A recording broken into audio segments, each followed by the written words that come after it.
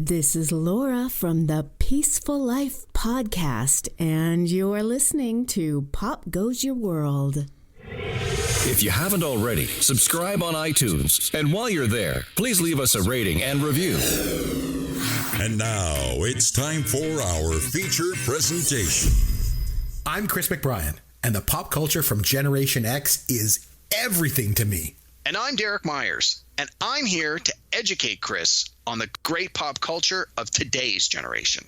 Episode 214, Celebrities We've Met.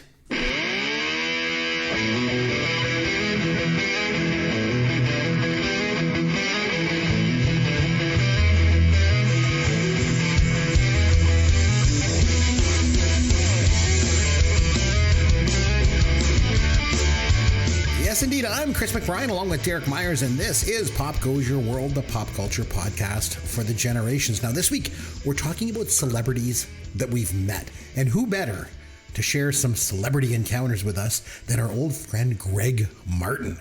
So, Greg, welcome back to the show. Are you ready to spill the beans on some of your celebrity encounters with us?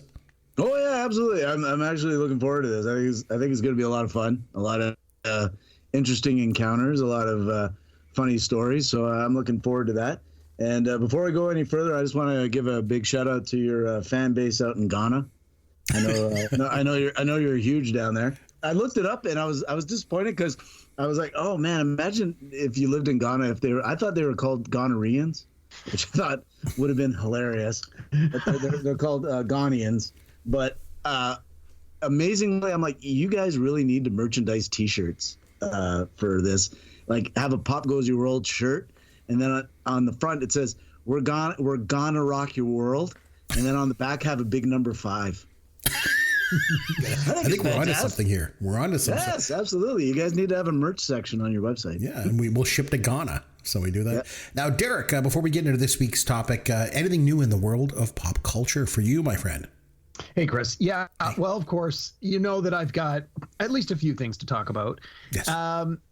Nothing terribly new. A lot of older stuff this week, but good. I mean, some really older in your wheelhouse, some older, but not quite in your wheelhouse. So we'll start with something that's sort of right on the cusp of too old for you.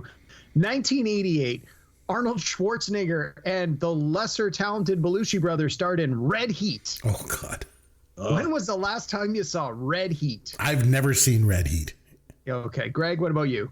Last time I saw Red Heat literally was in the theater. In 88. I'm going to say 89. Was that when it came out? 88. So, yeah, probably around there. Yeah, around there. I went to see it because in Ontario, where I was living at the time, you had to be 18 and over to go see it. But we were moving to Quebec. And so when we went to Quebec to go look for a new house, in Quebec, you only have to be 14. I had to see it in Quebec. So I'm like, well, I got to go see it, man. If it's 18 in Ontario, it must be good. And I was wrong. It was terrible. Yeah, I watched it with the nostalgia goggles on, and it was still not very good. The highlight was the end where there was there was a high-speed car chase, but it was 2 Greyhound buses, and it ended up with one of the buses flipping over and the other one getting hit by a passenger train. So, yeah, that's probably a good summary of that movie. Don't waste your time. It does not hold up. There are 20 better Schwarzenegger movies to see. And definitely better Belushi movies. Just watch the ones by the good Belushi. A slightly newer but still fairly old movie from 2005, Kingdom of Heaven, directed by Ridley Scott. Chris, have you heard of it? I seem to recall that you had mentioned this had something to do with the Alien franchise. Is that correct?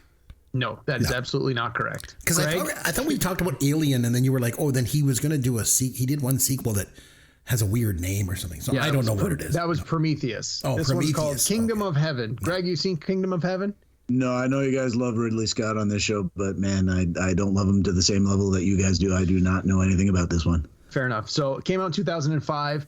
It is about the story of the English and the French going to Jerusalem, and they have taken Jerusalem from the Muslims, and the movie ends with this big battle where the Muslims basically retake Jerusalem. It's very loosely based on real life, but you got to think this was, I think it said took place in 1185. So, history is written by the victor. So even any sort of records that are from that time period are probably a little sketchy at best. So there's a lot of artistic license taken with how some of the storytelling comes together. But the cast is phenomenal. The main character is Orlando Bloom, who I'm sort of hot and cold on. I mean, when he's good, he can be really good, but he was pretty decent in this. But Liam Neeson's got a pretty big part, and of course, half the names are blanking. Edward Norton plays a king with leprosy, so you only get to hear his voice because the king is wearing a mask because his face is all mangled. But it's this huge cast, like a lot of people in very small parts, and very well done, very well acted. Chris, you'd like that there's a lot of practical effects. Like there's this big siege battle at the end where the Muslims take on, like they basically assault the city of Jerusalem using siege weapons to destroy the walls. And like the majority of that looks like it was done with practical effects. And even Kay said to me, she turned to me and she said, wow, you really appreciate the special effects that are practical effects when they're done this well. So it was good. The problem was the movie's long. It's like, I think the original cut is 2.5 hours, and we were watching the director's cut was like 3 hours and 10 minutes. But if that sort of period piece, the knights and stabbing and fighting and political backstabbing sort of thing is your bag, give it a try. It sort of reminded me of the same kind of things like season 1 of Game of Thrones. Again, probably not as good. I thought Game of Thrones was a lot better, but it was decent, worth a look. On something a little lighter, a little more fun, we are now experiencing, we just passed the 40th anniversary of the debut of the G.I. Joe animated cartoon that debuted in 1982. Yo, Joe. Yo, Joe. Knowing is half the battle. And I know this was one of my absolute favorite cartoons growing up. It was on every day after school. I couldn't wait to watch it. And it was really just a 30-minute commercial for G.I. Joe toys, which, of course, my parents ended up buying us as, you know, if not every toy, a lot of them. And G.I. Joe was certainly one of my favorite toys growing up. The cartoon was certainly one of my favorite cartoons growing up. Every single episode that ever aired is available for free on YouTube and has been for a couple of years now. So I've seen a lot of ads in my social media feed from people saying, hey, it's a 40th anniversary, and if you haven't watched this in a while, you should give it a go. And I went back and started watching some of the episodes, and some of them are actually really good. So if you're like us and you like nostalgia and you did grow up and you're, you know, in the 80s, give it a look. They're all available on YouTube. And I mean, not every episode is a winner, but there's quite a few that are quite good. Especially they used to do these 5-episode miniseries every season to debut like the new toy line and stuff. Those ones are always really good. And then finally, I have a documentary. For 40 days and 40 nights, he watches documentaries. He likes to learn about the world. It's Derek's Documentaries. Derek's Documentaries. Greg, when you come on the show here, you get serenaded. Oh, yeah, I know. I love it. You know what? I enjoy that documentary song. It's one of my favorite ones. So the documentary I watched, I think I sort of teased this last week because I started watching it the day we were recording last week, but I didn't finish it. So I thought, I'll just carry it over for this week. So it's on Netflix. It's brand new, just dropped. It's called Trust No One: The Hunt for the Crypto King. And it's the story of a Canadian gentleman who, in the height of the cryptocurrency thing, like about 10, 15 years ago, he created this online brokerage where you could trade Bitcoins. And it turns out it was a complete scam. He was just stealing people's money. But it took years before it sort of came to light that he was ripping people off. And when people started to realize, hey, where's my money? He died under mysterious circumstances in a foreign country where a foreign doctor performed an autopsy and declared him dead. And so, of course, the conspiracy people on the internet are like going bananas because they're like, hey, where's my $190 million? Oh, I don't know. He died. And because nobody knew the password to the cryptocurrency, it's gone forever. And people are like, that seems a little suspicious. So it's the first half of the documentary is just setting it up. This is who he is. This is the service he offers. This is what he does. This was the political climate and the financial climate at the time. It sets it up. And then about halfway, they're like, okay, and then he dies.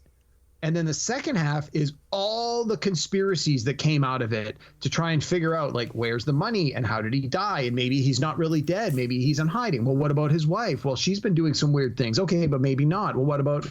And it's just this craziness.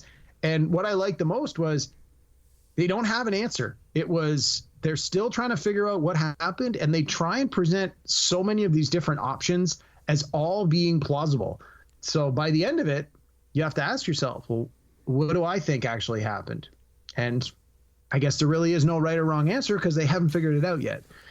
I mean, it's terrible for the people that lost all this money, but at the same time, it was highly entertaining. So check it out. It's called Trust No One. It's on Netflix. It's about Bitcoin. I think the poster for the movie that shows up is just a giant Bitcoin symbol. So if you see that come through, I think it was only about 90 minutes, so it didn't run too long. So those are the ones I was into this week. Nice. Greg, anything new in pop culture for you this past week?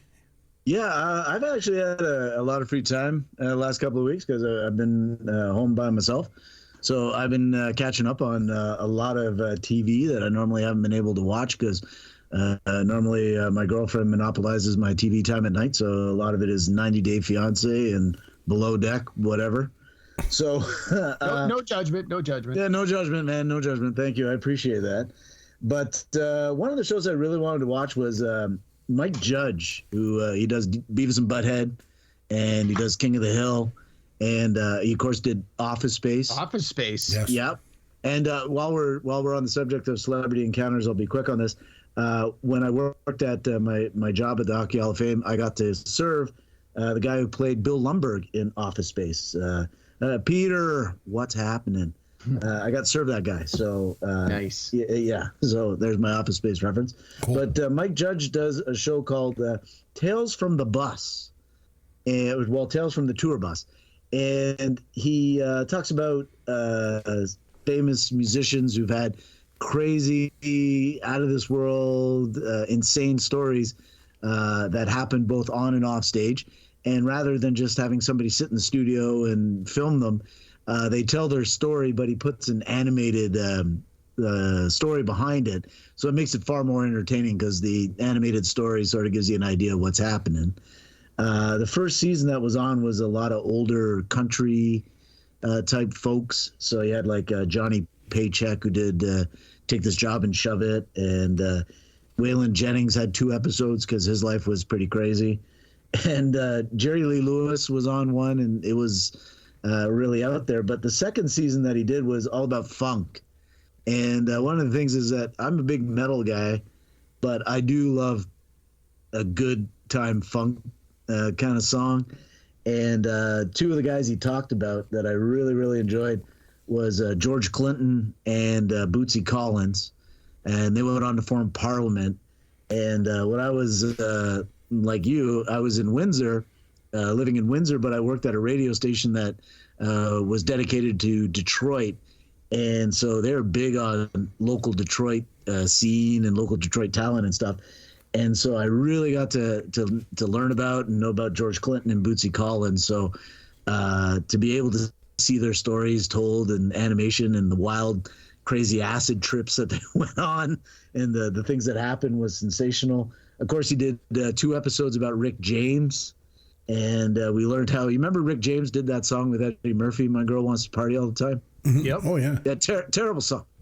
Terrible song. And it came about only because Rick James and Eddie Murphy were hanging out at Rick James's house in Buffalo, and there was a huge snowstorm, and so they got snowed in for 3 days. And out of boredom and drugs, Eddie Murphy went in the studio and recorded "My Girl Wants to Party All the Time" off the top of his head, and they kept it. Yeah. And the amazing other thing I learned was that Rick James, to escape the Vietnam War, came to Toronto and was in a band with Neil Young. Wow. Yeah, I had no idea. See, this is why we watch documentaries, dude. We learn stuff. I had no idea. I didn't think Rick James was, I didn't even know Rick James was from Buffalo, and B, I was like, that's an amazing story.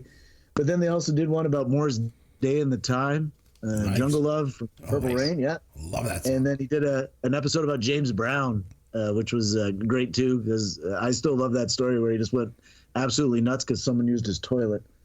I love that story.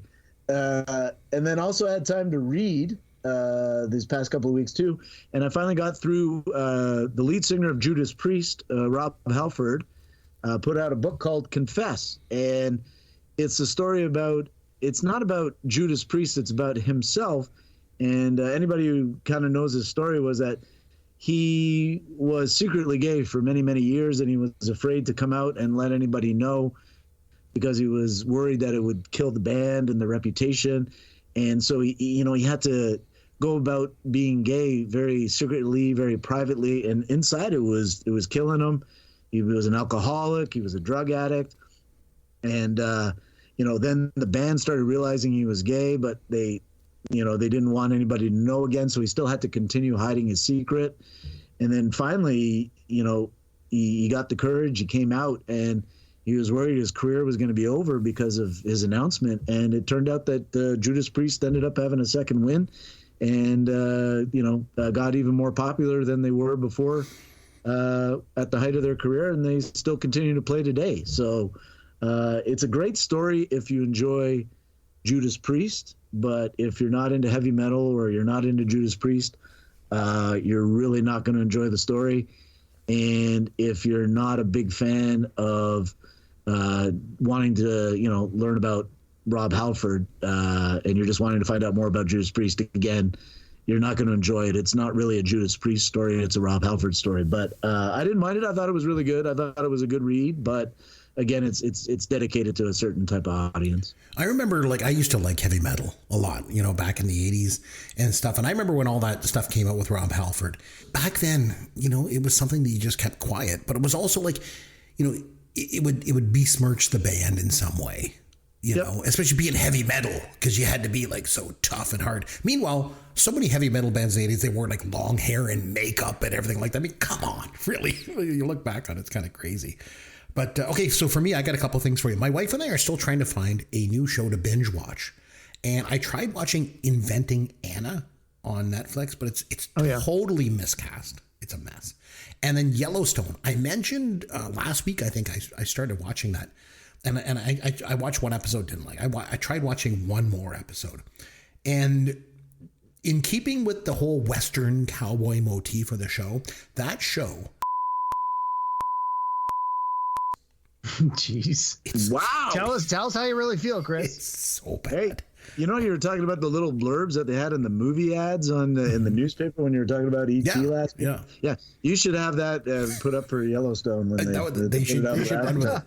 Absolutely. I put your name to it, man. Don't be shy. There you go. And Derek, also, you mentioned recently about how cable was running this marathon of James Bond films. So I recorded a few on my PVR. And this past week, I watched the 1983 Roger Moore film Octopussy. Nice. That was the first Bond movie I ever saw in the theater. God, it was fantastic. I've always said my favorite James Bond movie is For Your Eyes Only. And we did that one here on the podcast. But man, Octopussy was awesome. It was this trip down memory lane for me. It was just great nostalgia. And the thing was, after For Your Eyes Only, a lot of people thought Roger Moore was done. I mean, he even kind of said he was going to retire. And then they even went so far as to bring James Brolin in to play Bond in Octopussy. But then Roger Moore's like, no, I'm going to stick around for a little bit longer. And the thing was, there was so much more action in Octopussy than there was in For Your Eyes Only.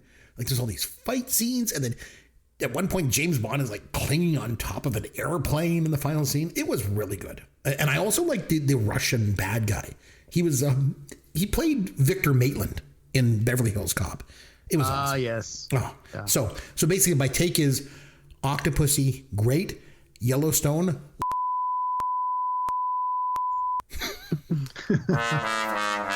Here's your dad joke of the week.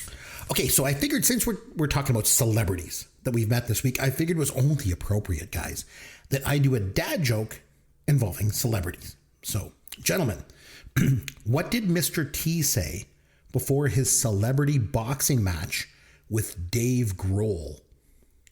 I don't know. I pity the fool. Oh, man. Yeah, you want to talk about...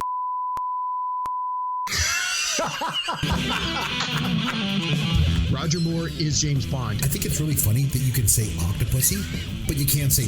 Hey, this is not cool. I was a real nerd. No kidding. Here's a song. Here's a song. Here's a song. Oh, stop playing that damn. Stop it! I was like, oh my God, what's going on here, dude? Your wife has got great taste in pop culture. They're definitely phony baloney, but you just have to accept them. I mean, she's no Ryan Reynolds. This is what's big now. Back in the day, You can look at me all you want, but you're not touching me because you're a gross old man. So Greg, that was a good quote out of context. I just want to say, Man, I've heard that so many times. I just want to say, I really hope we start a trend here that everything that you don't like in pop culture, you just say it's oh my God, that's funny. Oh, I feel like I got to take a break. Okay.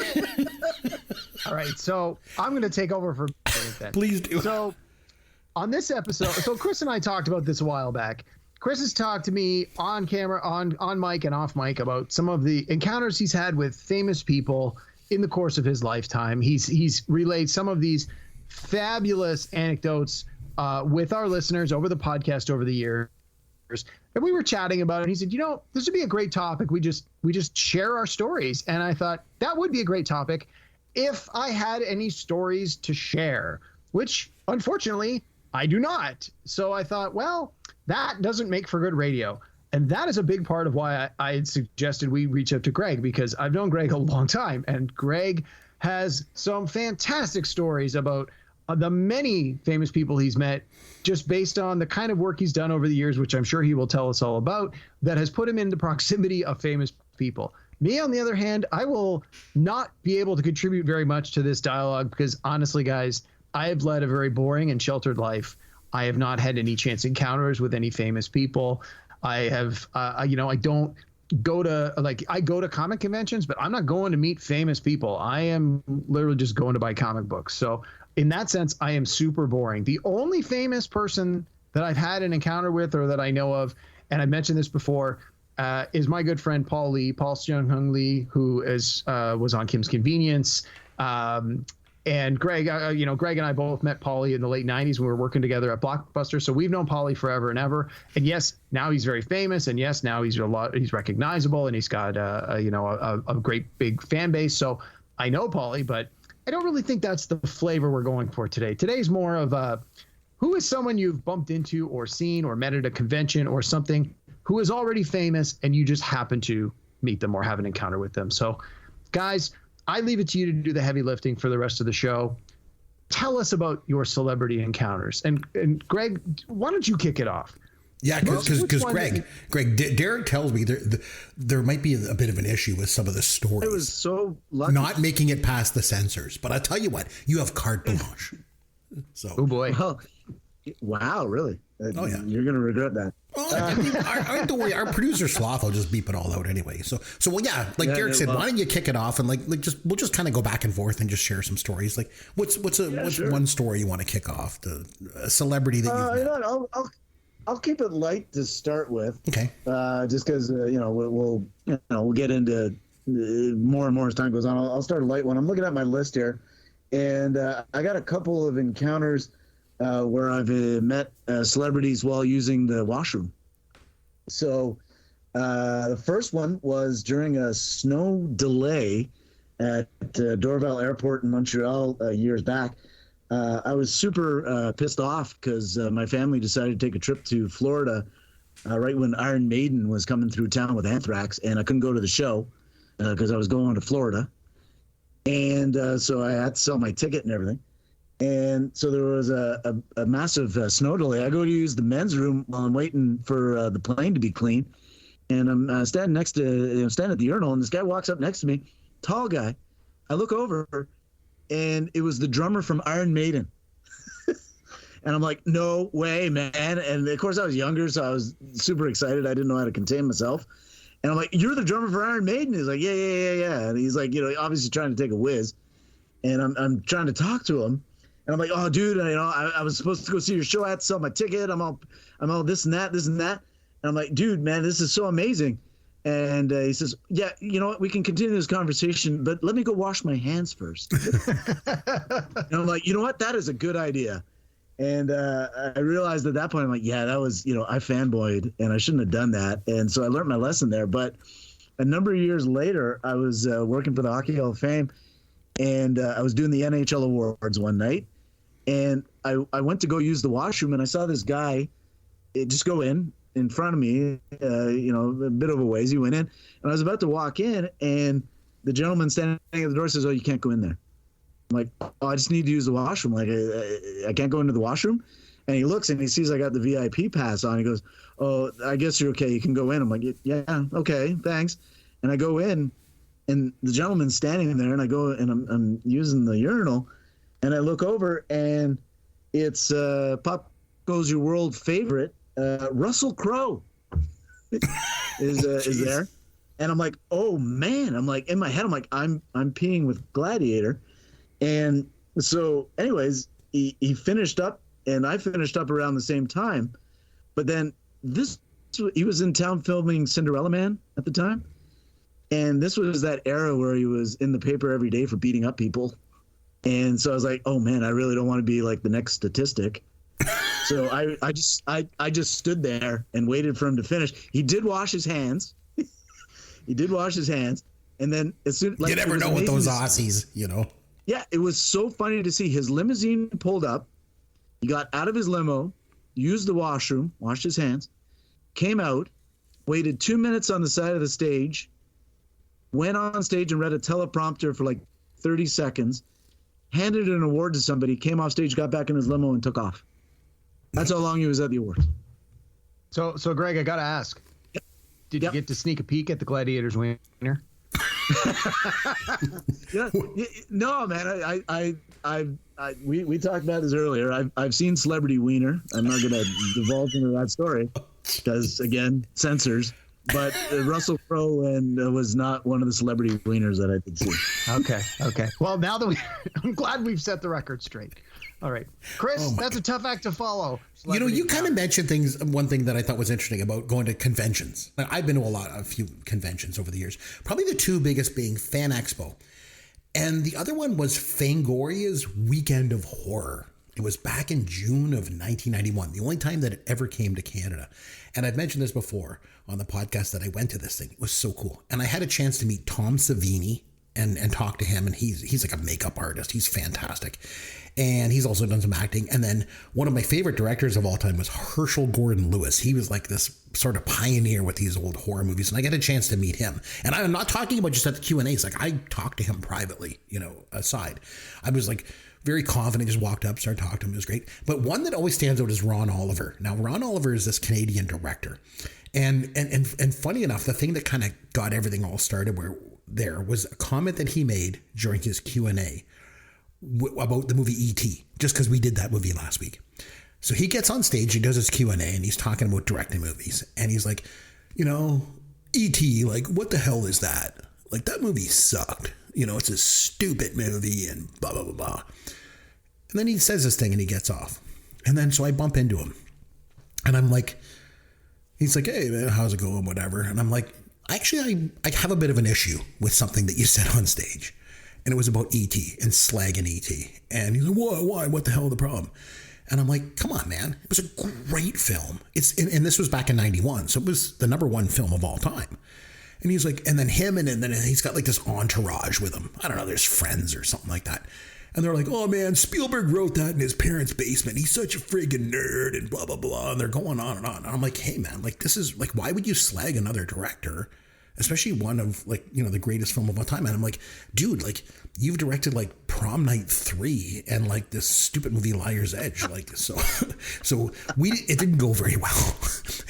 And we had a kind of a bad experience. And it's funny enough, just today I was online and I found someone had posted video that they took of the Fangoria Weekend of Horror back in 1991. I looked everywhere. I didn't see myself in there, but yeah. So Ron Oliver was one that I met. So it was not a good experience. But I think a lot of mine are going to be Canadian celebrities. But Greg, do you have any other ones? Do you have any Canadian celebrities that you've met over the years? Dude, I just want to say thank you for sharing the Ron Oliver story with us. You've been teasing that for like weeks, man. Yeah. And I'm like, I want to hear it. I got to hear it. Chris keeps talking about, because you know what? I remember Ron Oliver as well. And I remember kind of being annoyed by that guy. So I appreciate you sharing the story. I'm looking at my list here, Canadians. Well, this one isn't that exciting. I just happened to come across. I was sitting at a bar one night, and Justin Trudeau came in before he was prime minister, and he was campaigning to become prime minister, and he did not even know who was playing in the Monday Night Football game. So I was unimpressed at that point. But that's the short of the story. But if you want a Canadian story that's a little more fun, there's a Canadian adult film actor named Voodoo, and I was following him on Twitter, and he said, "Oh well, I'm back in Toronto, and I'm looking for things to do and places to go. Can anybody help me out and hook me up?" And I can talk about it now because I don't work there anymore. But at the time, I was working with the Blue Jays, Toronto Blue Jays. I was selling tickets. So, to be kind and whatever, I sent him a tweet. Basically said, "Oh, hey, man, I can hook you up with some Blue Jay tickets if you're interested." So next thing you know, I'm getting a DM from him. He's like, "Oh, man, I'd love to. That'd be great." I said, "Oh, okay, great. Is there a night you want to come?" And he's like, "Well, what night's not too busy?" I don't know, during the week, early in the week, like Tuesday night games is usually not too bad. So he goes, "Okay, is there a Tuesday night game coming up?" I said, yeah, next week. So it's like, "Okay, put me down for 2 tickets for next Tuesday." I'm like, "Okay." So we kept in touch, and, I told him where to come get his tickets and everything. So the day comes, and he comes up to my window to get his tickets, and he's there with a girl who obviously works in the same line of movies that he does. You can just tell. Yeah, okay, yeah. So I'm like, "Okay, well, I'll go out there and meet you. So hold on a second." So I grab his tickets and I go outside, and we're standing outside. And then he says to me, he goes, "Are they going to let me in with my bag?" And he's got this giant bag with him, right? I'm like, "Well, I don't know, man. It's pretty big. Why? What you got in there?" He goes, "Oh, I got my camera. I'm going to do some filming." I'm like, "What?" So I'm making a movie. Like, "What kind of movie?" And he just looks at me like, "Are you stupid?" And they're gonna like, oh. He's like, "Yeah." He's like, "Are you cool with that?" And at the time, I didn't want to say no, so I was like, "Okay, yeah, sure." So he's like, "Okay, well, we're gonna go in and we're gonna film and whatever." He says, "After you're done, if you want to grab a beer or whatever, let me know." I was like, "Okay." So he goes into the stadium and whatever, and about an hour goes by, and my girlfriend was at the game that night, and I get a text from my girlfriend, and she says, "Oh, hey, man, I see your friend. He's up here in the upper deck with a lady friend." And I said, "Oh, okay, yeah, I met them." And she goes, "Yeah, they've gone over to a section where there's not a lot of people." I'm like, "What are you talking about?" She goes, "Well, they're on the top row and she's sitting on them." I'm like, "Oh my God." I'm like, you're kidding me, right? She goes, "No, it's very obvious what they're doing." So I'm like, "Oh, wow. Okay." So the next thing you know, she texts me about 10 minutes later and goes, "Oh, the police came and security's come. They're escorting them down the stairs." I'm like, "Okay, thanks."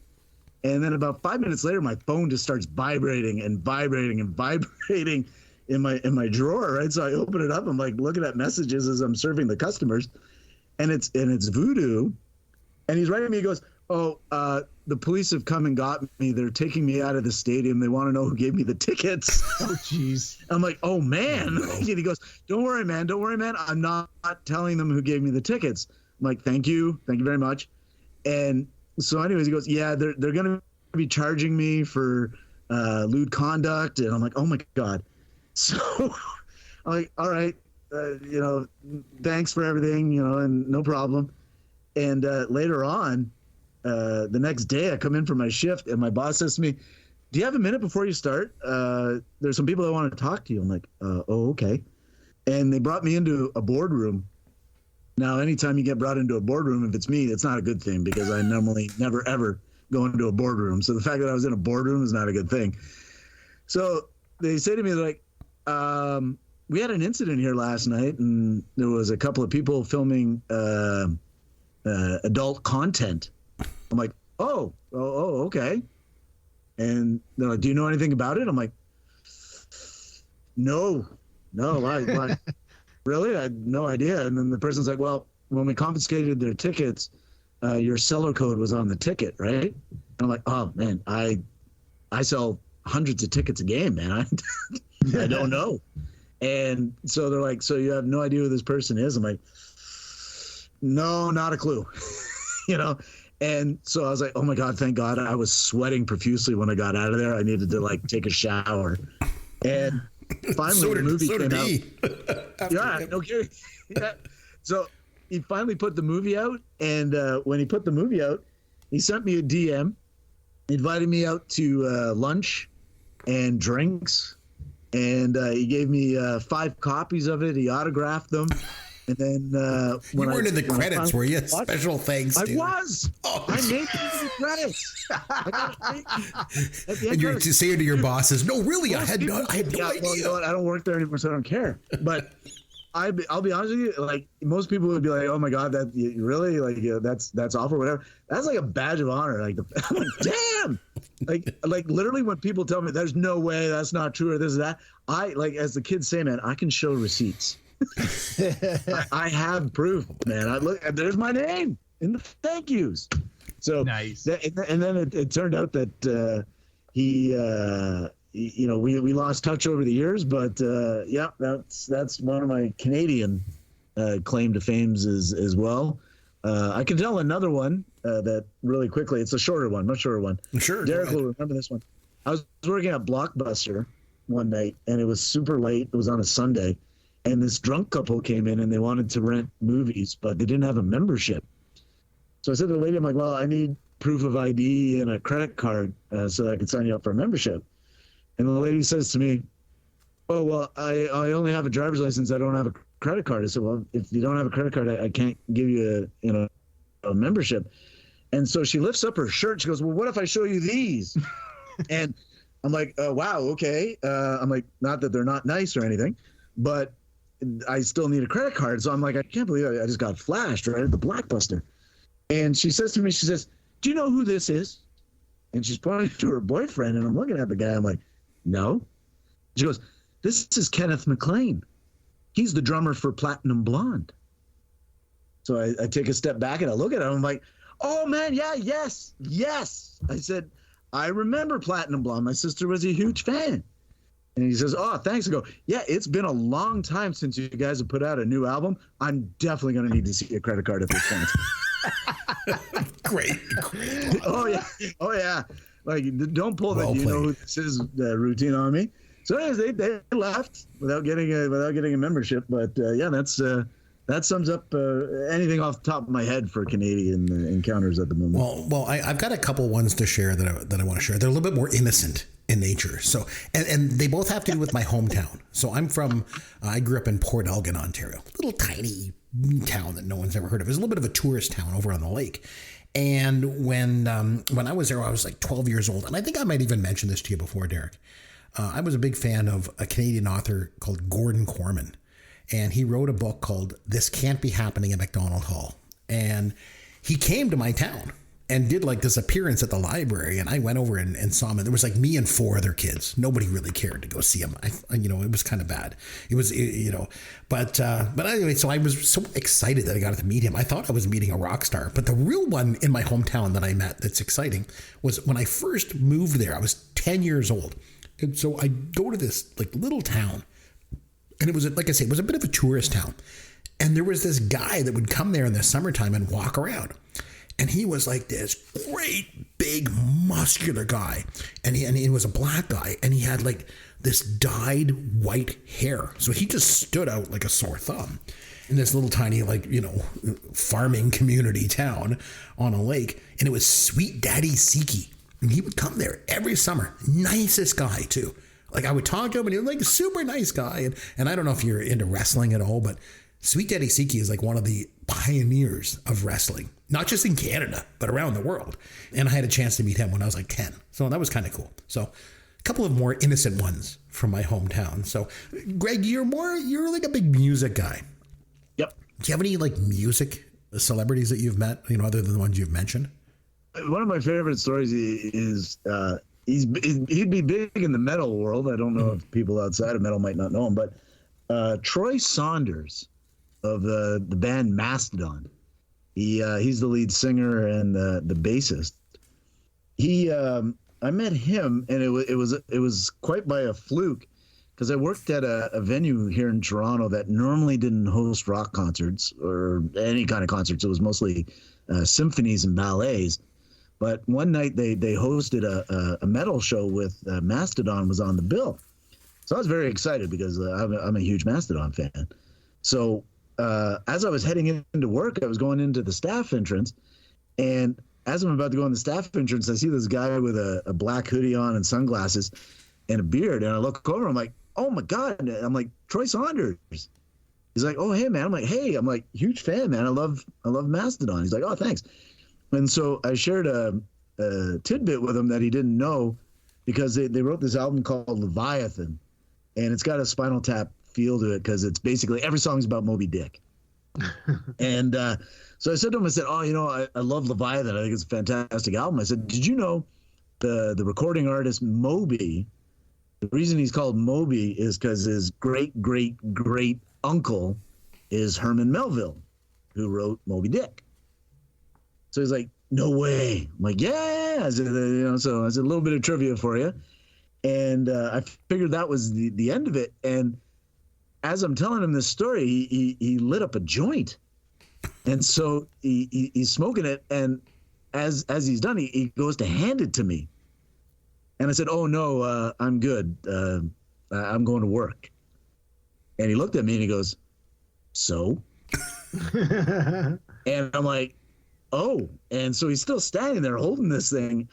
And all of a sudden I had that moment, like when you watch those cartoons and like the devil shows up on one of your shoulders, and the angel goes on the other one. So like the devil's sitting there going, what are you waiting for, man? This metal guy's offering you some weed. You should take it. And then all of a sudden the angel's like, Gregory, you have a job to do. You need to remain focused. You need to remain, coherent. And I'm like, oh my God. And then the devil's like, my God, man, really? You've come this far in life and you have this opportunity and you're going to say no? And the angel's like, do the right thing and just say thank you, no thank you, and walk away. And the devil won. So I was like, yeah, okay. So I partook in not only one, he then lit up another one. So I partook in that one with him too. And then I took selfies to commemorate this, to commemorate the moment. Nice. And either he had really good weed or it was more than just weed, because I've smoked weed before and I've never felt like that. Like I was literally a zombie for my shift. Like I was staring at people because they were talking and their lips were moving, but it took like 3 seconds before the words came out of their mouth. So it was a crazy situation, but that one sticks out for me. That that's one of my better musical ones was hanging out with Troy Saunders of Mastodon. But the funny thing is that show happened in April many years ago. I forget what year it was, but it came up on my Facebook memory in April of 2020, and I was like, oh yeah, I remember that. This and that. And then that's right when COVID was at its peak and everybody was panicking about everything. And then all of a sudden I had this epiphany where I was like, oh my God, I like literally put my mouth on on somebody else's mouth, this sharing a joint. I'm like, I'm never doing that again. I'm done. Like this is a bad thing. I can't believe I ever did it before. I got a couple of music ones. So when I was a teenager, I was I played guitar in a band, and I've mentioned that before. And there were two influences that I had that made me want to pick up a guitar and learn a guitar and just kind of inspired me to be a musician. And they were David Wilcox and Rick Emmett, two Canadian sort of icons, if you will.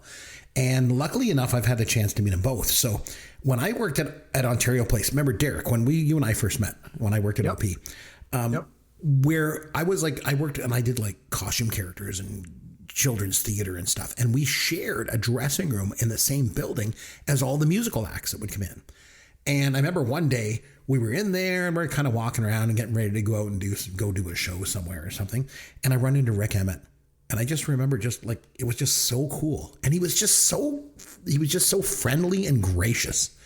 And me being able to say to him, hey, listen, you're the reason I picked up a guitar. And I know you've probably heard that a million times from people, but I just wanted you to know that. And then years later in 2003, and when I was in my hometown of Port Elgin, I actually was able to organize a concert. And this was an outdoor concert that we put on to raise money for the town. And the headline act was David Wilcox. I brought David Wilcox in and had the chance to hang out with him. Backstage, I had to do his rider and stuff like that. And then I got a chance to hang out with him in his dressing room. And same thing, I was able to tell him, by the way, you're one of the reasons why I picked up a guitar. Like just the way you play a guitar is so unique. And so I was able to tell those two people, that inspired me, that they did inspire me. So that was I was very gratified in doing that. So have you ever met anybody from TV? Greg, you've met so many people. TV. Yeah, actually, I got a good one here. I'm just looking at my list. Yeah. You remember when Conan O'Brien came to Toronto to film for a week?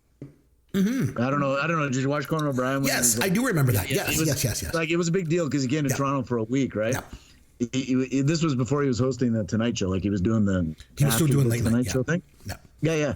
And so he was in town, but he was in town prior to being in Toronto, like filming pre-segments, And so I was working at the Hockey Hall of Fame, and I was the manager at the time. And we were getting ready to close. It was like 5 to 5. So I'm closing down the till, and all of a sudden I see this entourage of people come walking up to the front, to the main entrance. And it's Conan O'Brien and his name escapes me from Kids in the Hall. The guy who played Buddy, Scott Thompson. Okay. Yep. Scott Thompson's with him and a whole bunch of camera crew. And they're like, hey, we're in town and we're filming segments for my show that I'm going to be doing here in a couple of weeks. We're wondering if we could come in and film some segments. And I was like, oh, well, we're going to be closing soon, but I can see what I can do. So I called up to the big wigs upstairs and I explained the situation. And they're like, well, we're not going to say no because it's an awesome opportunity, right? Right. For them to come in. And of course, he's going to come to the Hockey Hall of Fame. It's Toronto, right? And it's Canada, it's hockey. So he says to me, well, we need somebody to stick around. You want to stick around? I had nothing going on that night. So I was like, yeah, absolutely. I'll hang out for sure. And I didn't think, he would be too chatty or whatever. But it turned out he was like, he is the tallest man you'll ever meet next to Tim Robbins. Tim Robbins is a skyscraper, but Conan O'Brien comes in a close second. And he knew nothing about hockey, but he was super polite about learning about it and giving him a tour. They were filming segments. He shared his Doritos with me. And then we ended up actually talking about music because at the time he was the only late show that was putting heavy metal artists on their show. So we were talking about when Slipknot was on and how he had Anthrax on. And then he did this thing where he had the White Stripes on for 5 nights in a row. And at the time, the White Stripes were just relatively new, but taken off. I remember that, yeah. Yeah. And so I was like, oh, man. I'm like, yeah, I really enjoyed, the fact he had the White Stripes on. And so he was a big music guy, and he knew a whole ton about music, but nothing about hockey. And Scott Thompson, I'm pretty sure had been drinking all day. He was funny. He was funny. Like again, though, it was one of those things where if you don't have an open-minded sense of humor, you're not going to find Scott Thompson to be funny. But he made me laugh. I had a good time with Scott Thompson talking to him. But hanging around with Conan O'Brien, like I said, he was super friendly, super accommodating, super nice, and he hooked me up with some tickets to go see the show when it was in town for the taping, and so I went on the night that they brought out the Stanley Cup onto the stage and stuff. So it was pretty good. That was one of my more memorable encounters with TV people. Nice. And you mentioning Conan O'Brien, especially mentioning Scott Thompson and sort of the improv background that he came from. So in '93, I moved to Toronto. And one of the things that I really wanted to go to Second City, just to go. I ended up joining I didn't join the company, but I did like the workshops and stuff there. But before I did that, when I first moved to Toronto, I wanted to go to Second City and watch the shows. And I knew that if you went late after the show was over and got in line, what they would do is a lot of people, when the show was over, they would leave. You know, people would just get up and say, "Okay, the show's over," and they leave. And they don't know that the actors would go backstage and wait about 15 minutes and they'd come back out and they would do improvs with the crowd. And a lot of people, like I say, didn't know that, so they'd leave. But if you went and got in line, then what they would do is the ushers would open the doors and let some people into the empty seats just to come in for free and watch the improv. And so I knew this, so I went and got in line and I did it. And I got in there, and first time ever being to Second City, I was just so excited just to be there because just the history and everything. I walk in, and I go to sit down, and I sit down at a table. They put me at this table because if you've ever been to Second City, it's very, very kind of cramped, you know. And so I go in, and they put me at this table, and I look at the person beside me, and it's Tony Rosado, who was on SCTV and was also on Saturday Night Live. And I was just like, oh my God. I was like, oh, "You're Tony Rosado." "Yes, I am." And we just sat and had a conversation about improv and stuff. And at the time I was an actor. So, but I was really into improv and comedy and stuff. And we just had like the greatest conversation because I was really excited about it and stuff. So then he was excited and we just had this great conversation. So that's something I'll never, ever forget. But the TV person that I'll remember the most. So going back to our first season of this show, we did an episode about our celebrity crushes. And if you remember, there was a Toronto show, and everybody knows this, called Degrassi. Yeah. And Degrassi was based on an area in Toronto's East End, just past Cabbagetown and Regent Park out there. So the original incarnation of the show had a girl on it named an actress, Stacey Matishan. And I had the biggest crush on her in the 80s, like just the biggest crush when I was a teenager.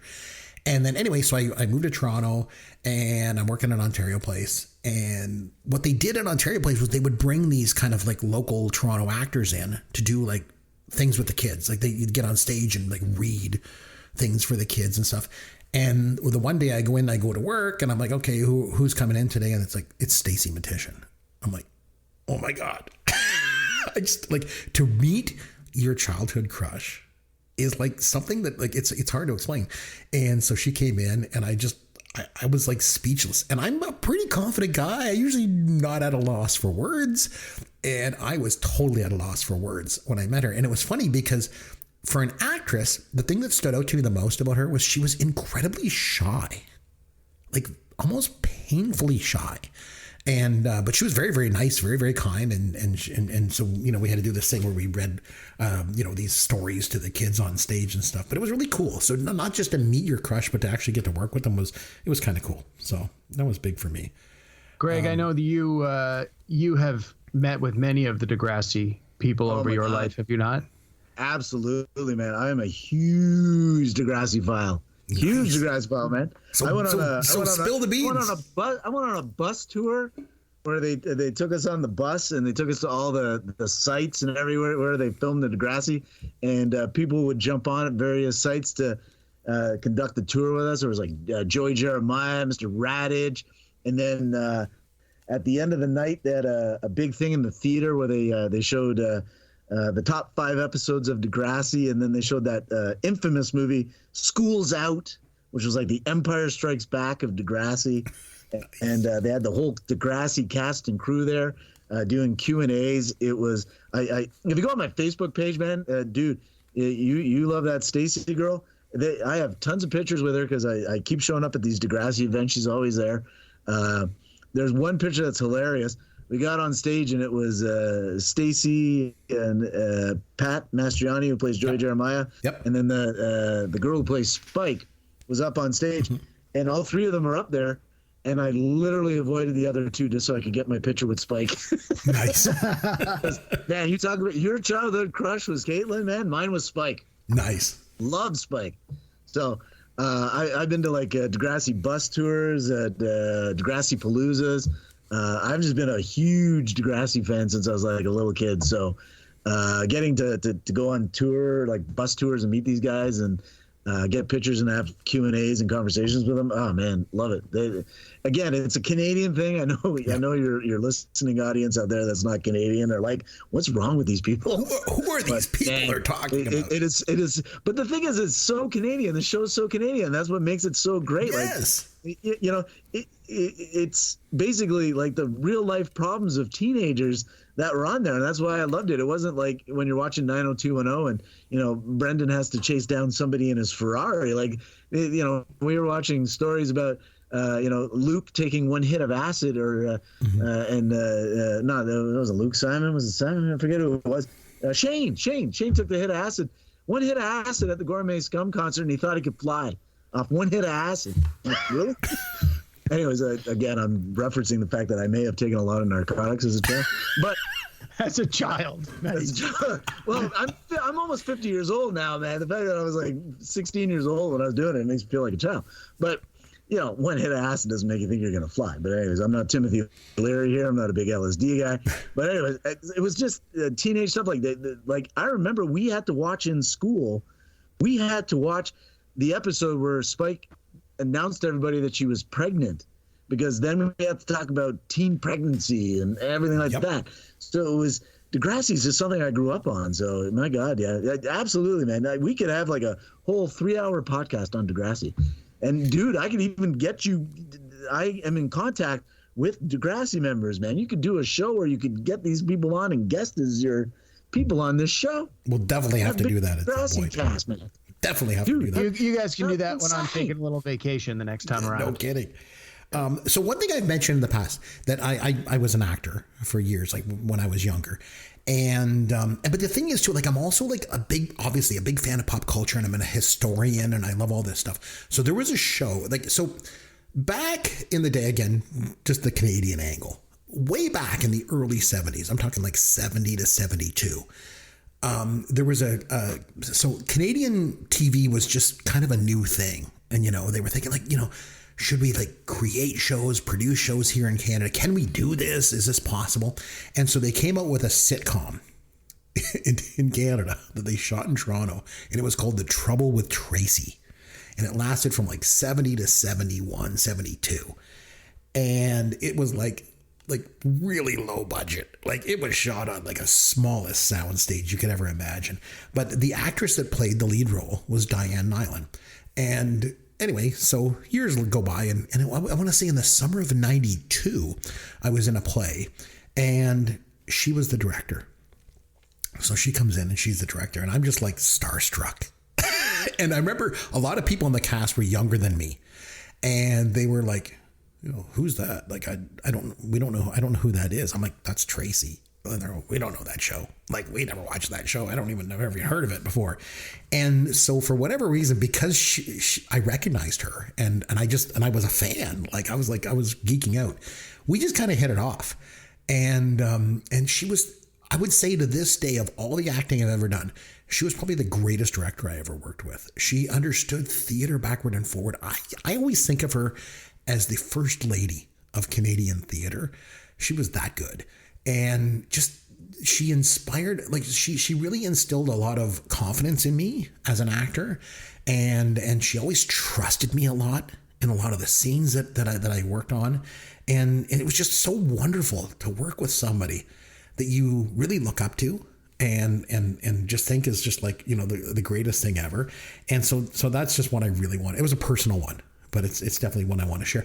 Greg, do you have one that's kind of like maybe your favorite, to kind of end us off with? Like, do you have like a favorite celebrity that you've ever met? All right. I'm going to throw out some names, and you can decide which one you want to hear about. Okay. Okay.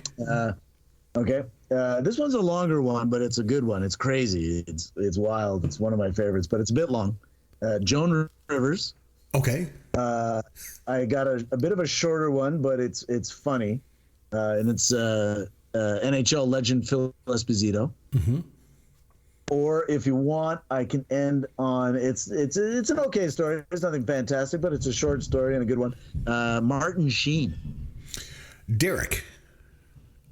I'll flip it over to you. Do you have a preference of those three? I was going to say, I know the first two, but I don't think I've heard the Martin Sheen one. So why don't we do Martin Sheen, and we'll save the other two for a future episode when Greg comes on. He can tell us all about the Joan Rivers stories. Is good, but he's right. It's a little long, but it's worth waiting for. So we'll tease that one for a future episode. So Greg, tell us about Martin Sheen. All right. So one day I'm working at Blockbuster Video. And it's a slow day. It's a weekday. Not much goes on during the week at Blockbuster. You basically clean shelves, put movies back on the shelf. And so I get this call, and it's a girl that I used to work with at my Blockbuster. She works at another Blockbuster now. And she says to me, "Hey, can you do me a favor? I got a customer here who's looking to buy a movie that we don't have. But I remember we had it at our store. Can you see if you still have it?" So I'm like, "Yeah, sure. What's the name of the movie?" So she says it's Made to Order, but Made is spelled M-A-I-D, right?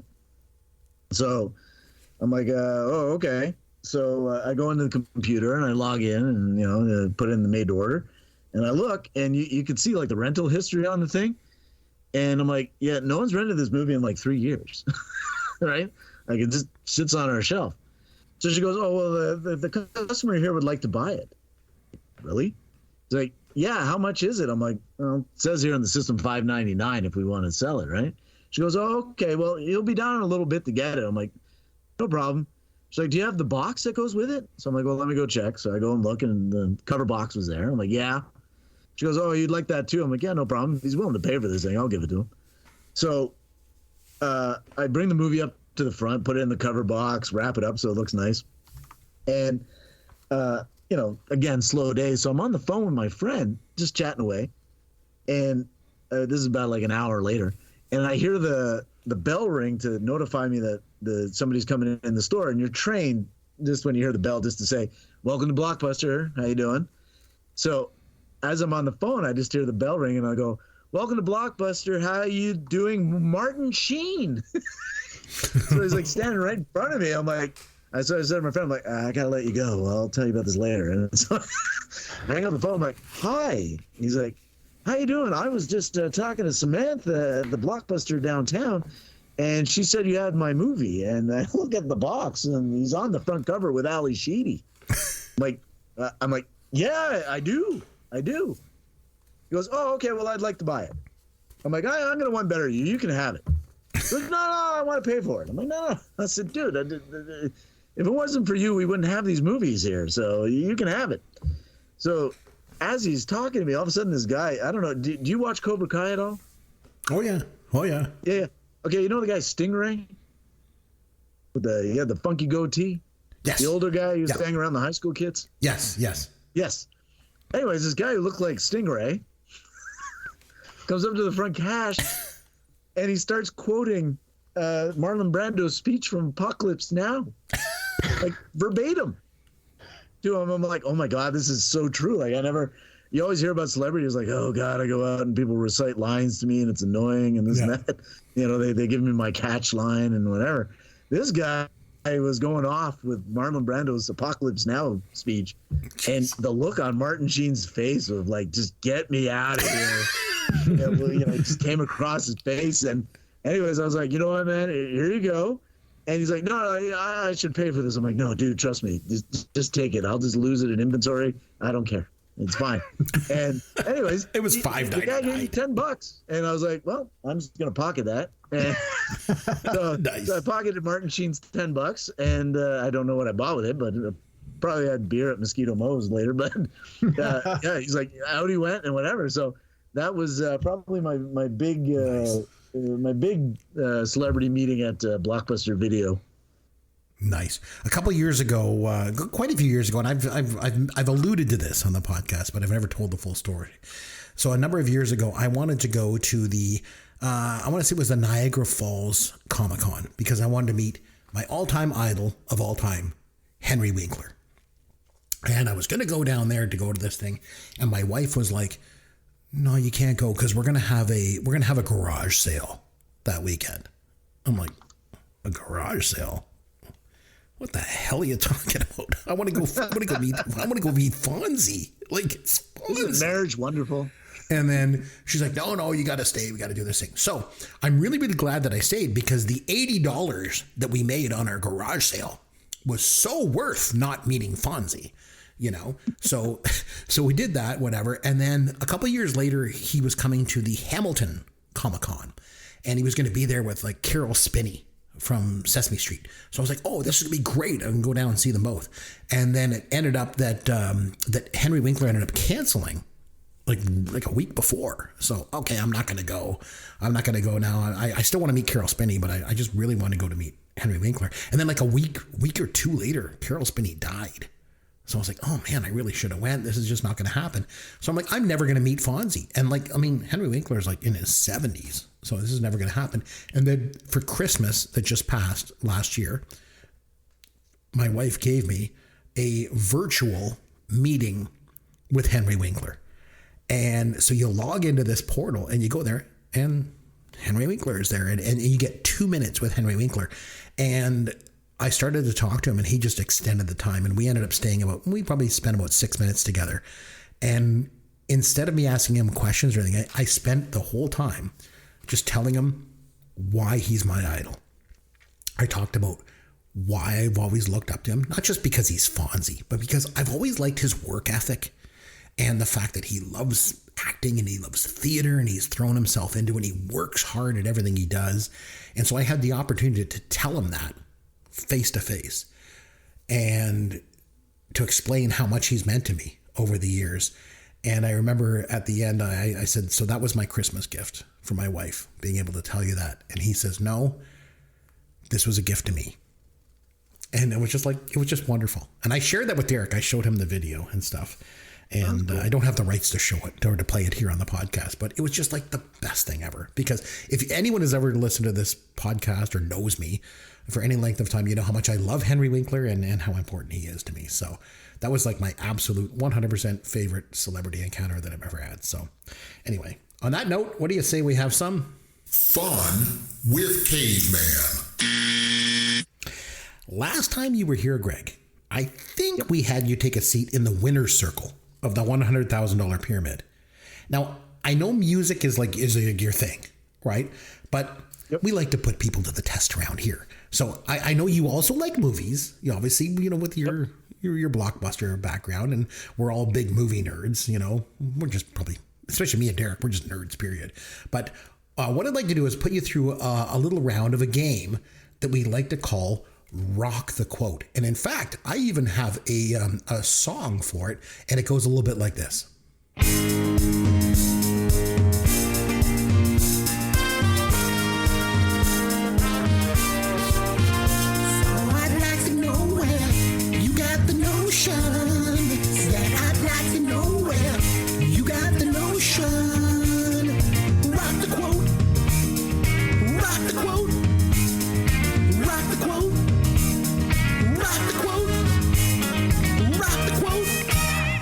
So here's how it works.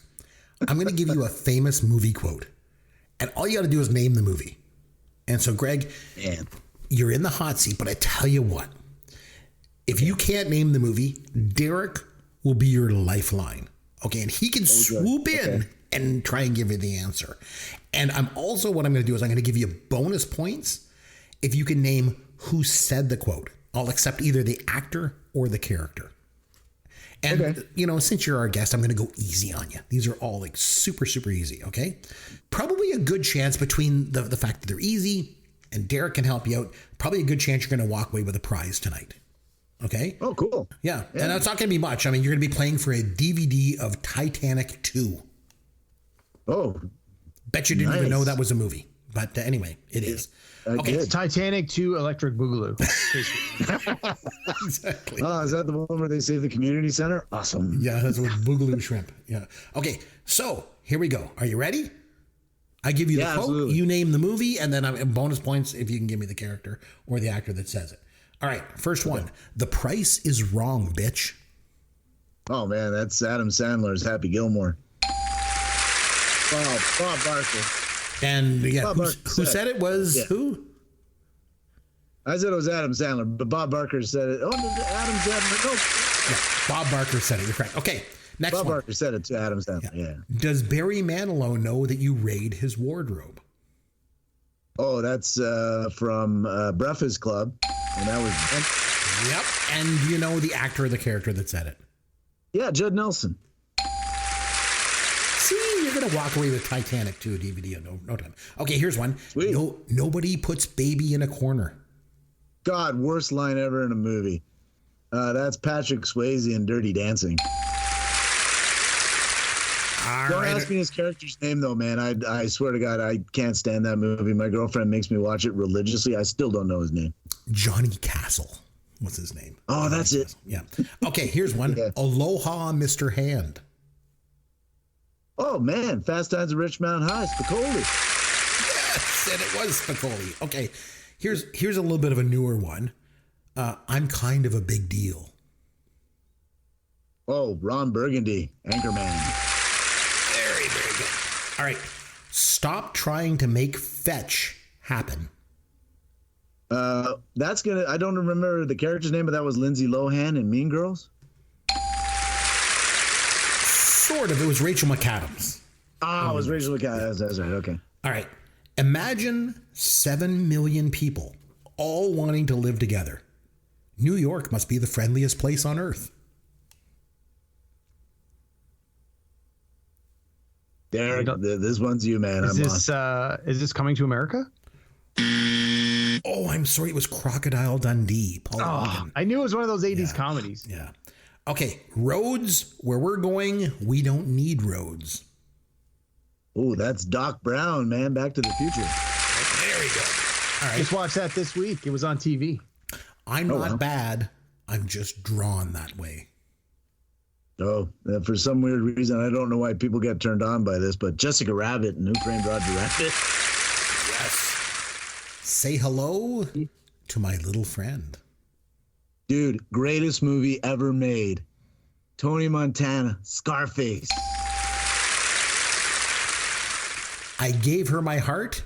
She gave me a pen. I gave her my heart. She gave me a pen. I know it if you don't. No idea. It's Say Anything, and it was Roy Dobler. John Cusack is Lloyd Dobler. Oh, Lloyd, pardon me, yes. All right, 2 more. Mickey's a mouse. Donald's a duck. Pluto's a dog. What's Goofy? I don't know. It's a movie I know where they sit around and they get stoned. Is it Revenge of the Nerds? No. It's Stand By Me. Yes. Remember who said it? Ooh. Was it Will Wheaton? Was it Vern? It was Will Wheaton. Yes, it was Gordy LaChance.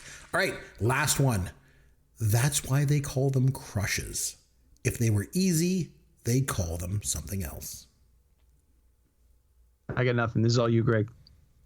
Dude, that it sounds like a Meg Ryan line, but I'm pretty sure it's not. It's from 16 Candles. Paul Dooley is Jim Baker giving advice to Samantha. Oh, you did really good. Wow. Oh my God, you did good. amazing. Yeah, you did amazing. So you got enough right, and with the bonus parts, that you will be getting Titanic 2.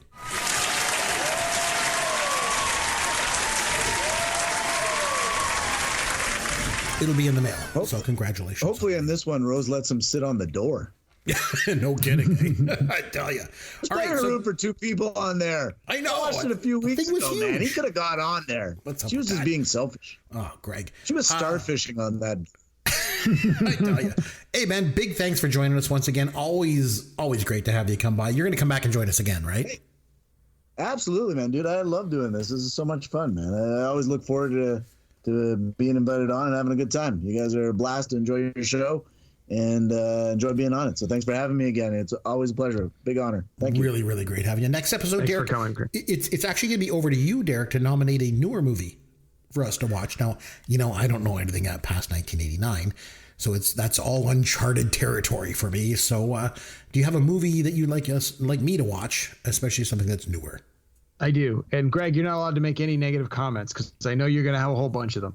So, Chris, we recently did a pop culture draft for 1982, and I had to watch E.T., but that was a last minute decision by me. That was not the movie I was originally going to have you watch. Okay. Originally, I was going to ask you to watch the 1982 film from Disney, Tron. Oh, yeah, Tron, right. But I opted not to, partly because I was pretty sure you had seen it before, and I thought, you know what, E.T. was a better pick, and I stand by that decision. It was. But I knew I was going to get a do-over because I knew after we did this episode, I was going to have to nominate a newer movie. Right. And in 2010, they made a sequel called Tron they did, didn't Legacy. They? Oh. And I just realized it is directed by the same guy who directed the forthcoming Top Gun sequel, Top Gun Maverick, that's coming out this summer.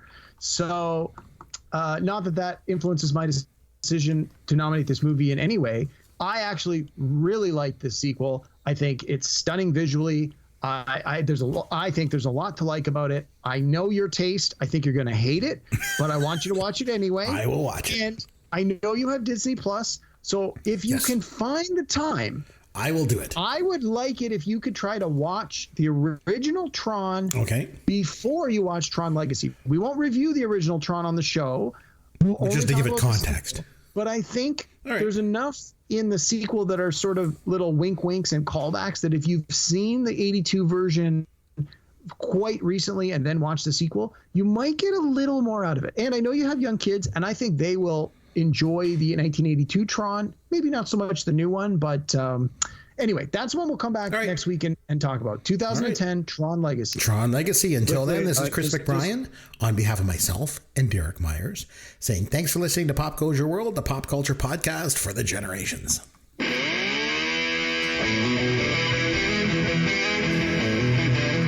Thanks for listening to Pop Goes Your World.